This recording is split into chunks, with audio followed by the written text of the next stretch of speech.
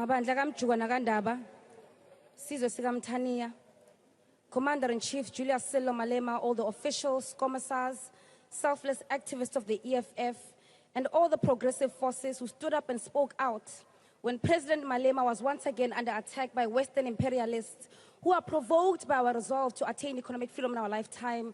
Revolutionary greetings. President Cyril Ramaphosa, we stand here today to respond to your State of the Nation address that didn't address the state of our nation. We respond to you on behalf of the women who have been waiting for parental justice in our maintenance courts for many years and received no justice because they didn't have enough in their pockets to bribe their way to justice. We respond to you on behalf of thousands and thousands of young men and women who recently completed their matric but are faced with the tormenting reality that their lives, like those before them, will amount to nothingness because their bachelor's degrees passes did not guarantee them a table in university. We respond on behalf of Khanyisile, who is a victim of bullying at Sutherland High School because she's a black girl in South Africa. She and many young black women are forced to learn that under your leadership, they are second-class citizens. Your presidency does nothing for us, Mr. President. It doesn't protect us, nor does it give us justice. Receive this response on behalf of 17-year-old Amahle, diagnosed at Charlotte Maxeke Johannesburg Academic Hospital in 2017 to being on the spectrum with special needs and has still not received her right to specialized vocational education to date. Her and thousands other children with disabilities and special needs are cursed with having you as the government of the day, as what is standing between them and their right to education is a government that has abandoned the responsibility of defending the most vulnerable in our society. Mam Rebecca Molefe, who has a common reality to that of my great-grandmother, Unomngwalisa Ngokazi. These black women and majority of black people in this country had their land stripped away from them by white supremacists. Mam Molefe's case is even more catastrophic, as her land was stolen 20 years into democracy after you became president.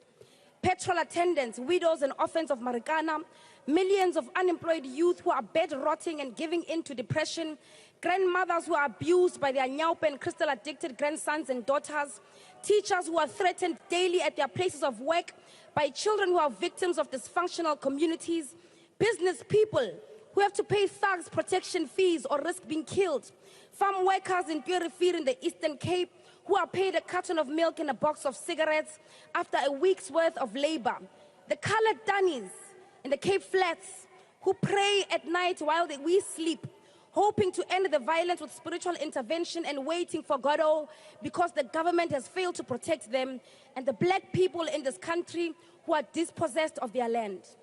As much as you say that you will not be bullied, and we agree with you that you must not be bullied, the reality is that, Mr. President, you are being bullied. If you were not being bullied, you would have supported the amendment of Section 25 of our Constitution that was to see the justified expropriation of land without compensation, not the watered-down Expropriation Act that uses the language of revolution, but yet far away from true justice. The state, including Parliament, the executive and the judiciary, carry the obligation to redress imbalances of the past through the enactment of laws that will achieve redress and equitably redistribute all resources. If you were not being bullied, the South African government would pass legislation that all the food bought by government for public facilities should be sourced from small-scale farmers and food producers. This in itself will create sustainable economic activity and inspire many unemployed young people in the country to go into food production because there will be income and financial benefits to boost other economic activities out of it. We would increase state capacity and stop rendering the development of this nation to the greed of tenderpreneurs. We will always need cleaners, Mr. President, truck drivers, security guards, surveyors, healthcare workers and engineers. There is no tangible reason to subject our nation to the mercy of the private sector through tenders for basic functions of the state. Build the capacity of the state you are in charge of. Do the actual work. Don't just talk about industrialization. Do it. We export almost everything in this country, and your government oversees the compromise of industries we used to dominate. What is the reason that we export ivaslap yogeza when we were once a nation that boasted dominance in the textile industry. It is because you are bullied. Initiate the establishment of a state-owned mining company, housing construction company, a state roads company, a state cementing company, because we can no longer tolerate what the party of convicts is doing in Johannesburg with the money that is meant to build our roads. Introduce vocational education in earlier grades. Decolonize the education curriculum.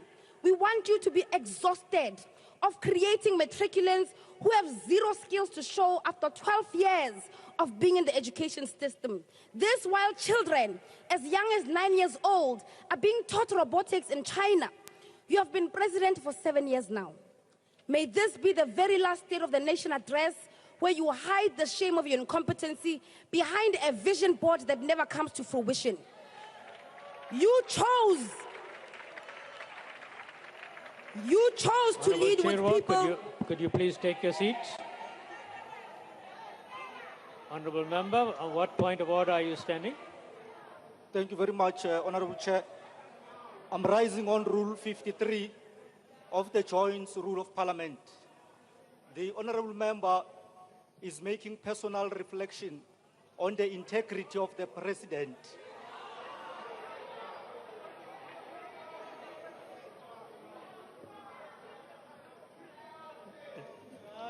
Thank you very much, Honourable Member. We are looking into that.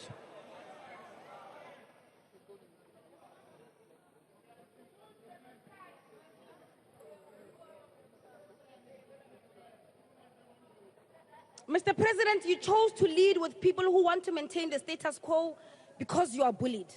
You chose to lead with those who write letters to America and tell on you like you're a little child that requires supervision because you are bullied.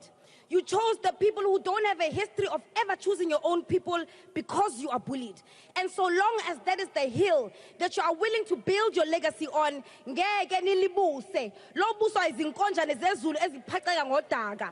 the economic freedom fighters can claim to not being bullied because despite your collaboration with Pravin Gordhan, Jacob Zuma, and the establishment to silence the generation of President Julius Malema, we continue to rally behind the radical call for expropriation of land of South Africans without compensation for equal redistribution and use, nationalization of mines, banks, and other strategic sectors of the economy without compensation, building state government capacity which will lead to the abolishment of tenders, free quality education, healthcare, housing and sanitation, massive protected industrial development to create millions of sustainable jobs, including the introduction of minimum wages in order to close the wage gap between the rich and the poor, close the apartheid wage gap and promote rapid career paths for Africans in the workplace. Massive development of the African economy and advocating for a move from reconciliation to justice in the entire continent. Open, accountable and corrupt-free government and society without fear of victimization by the State Defense Force, police and other agencies. We continue to call for economic freedom in our lifetime. Economic freedom in our lifetime. Economic freedom in our lifetime. Economic freedom in our lifetime.